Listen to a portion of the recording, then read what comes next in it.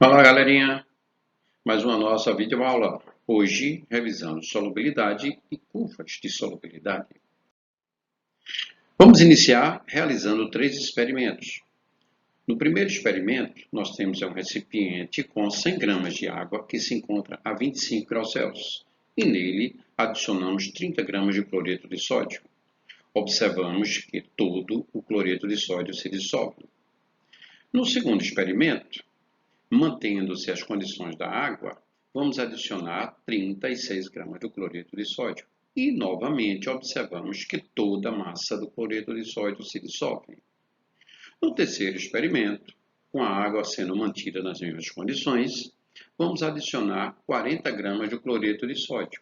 Aí já observamos que apenas 36 gramas se dissolve e 4 gramas ficam depositados no fundo do recipiente. Observando esses 3 experimentos, nós podemos definir o coeficiente de solubilidade ou solubilidade.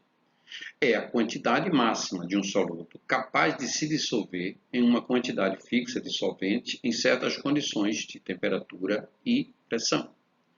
Para o caso do cloreto de sódio, o coeficiente de solubilidade é de 36 gramas em 100 gramas de água a 25 graus Celsius.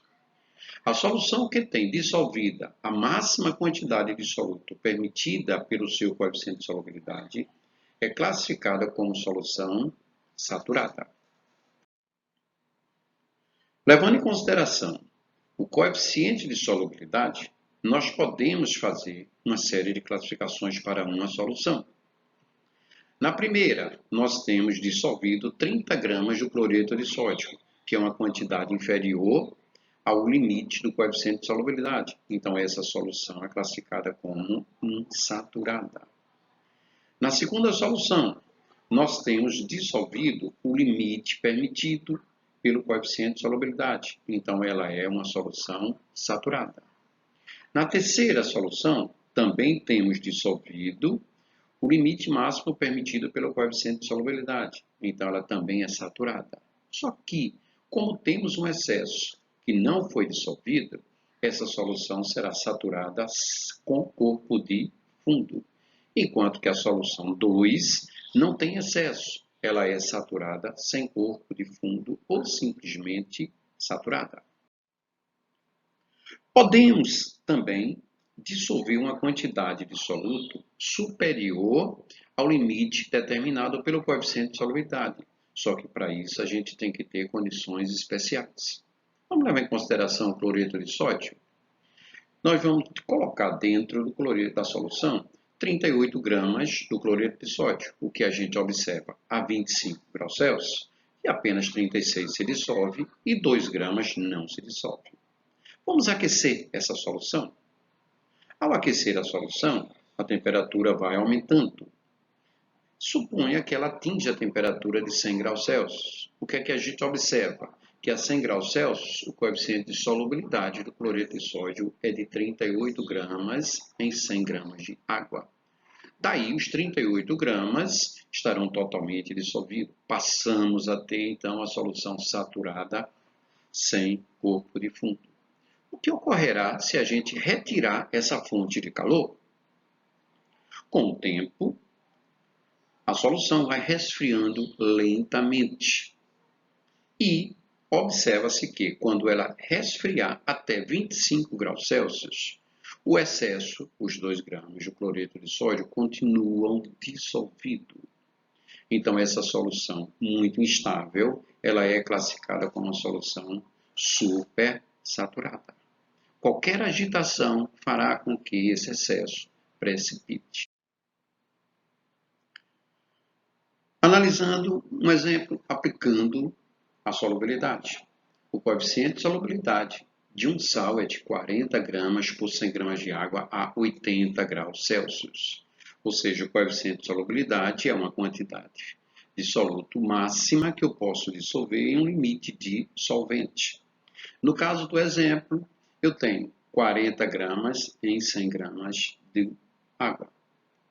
Ele pergunta, nessa mesma temperatura, para saturar 70 gramas de água, quanto de soluto eu devo ter no máximo. Ora, se em 100 gramas eu dissolvo 40, 70 gramas vou dissolver uma massa menor do que 40. Temos então uma proporção. Aplicamos aí a propriedade fundamental da proporção, que é o produto dos extremos igual ao produto dos meios. 100 vezes a massa é igual a 40 vezes 70. Multiplicando 40 por 70, 2.800, e passando 100 para o outro lado, vai dividindo.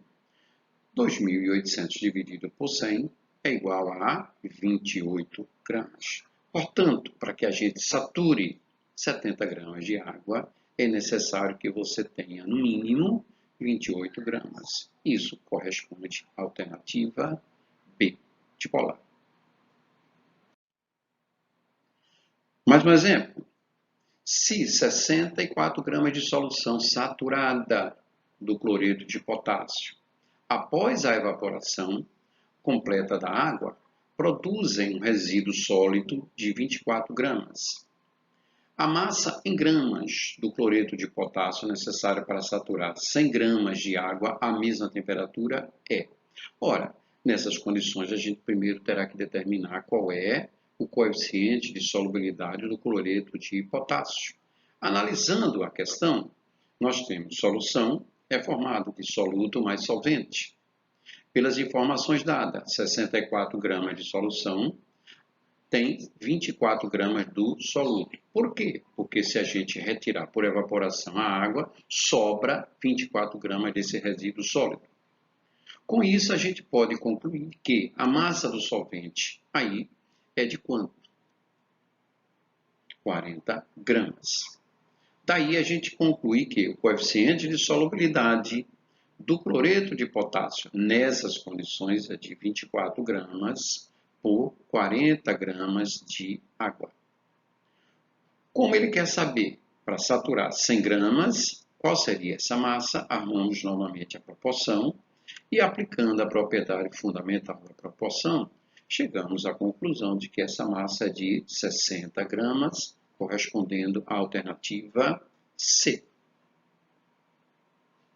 Obrigado, galera. Até a nossa próxima revisão.